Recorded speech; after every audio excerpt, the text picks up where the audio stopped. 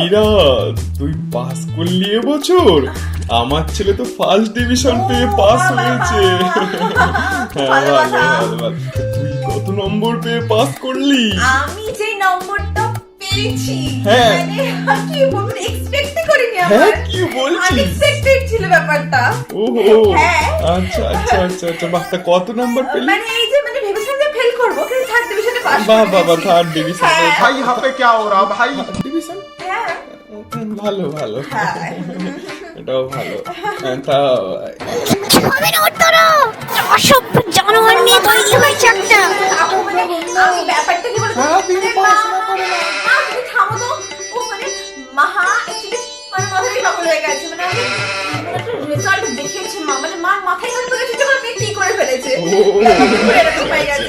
সারাদিন তো শুয়ে বসে রিলস একটু দেখে actually, মানে সেই জন্য। আচ্ছা আচ্ছা, তা তুই আগে কি করবি ভেবেছিস?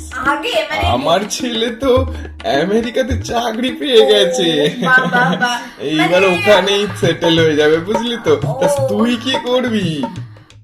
আমি তো মানে ডাক্তার, ইঞ্জিনিয়ার, টিচার, লয়ার সবেতেই ভেবেছিলাম করবো, কিন্তু ও হ্যাঁ, লাস্ট মোমেন্ট ডিসিশনটা চেঞ্জ করে ফেললাম। ও বাহ বাহ বাহ, কি ডিসিশন আমি নিলি? বিয়ে করে নেবো। বিয়ে করে নিবি? তোকে কে বিয়ে করবে? কেন আপনার ছেলে? আমার ছেলে?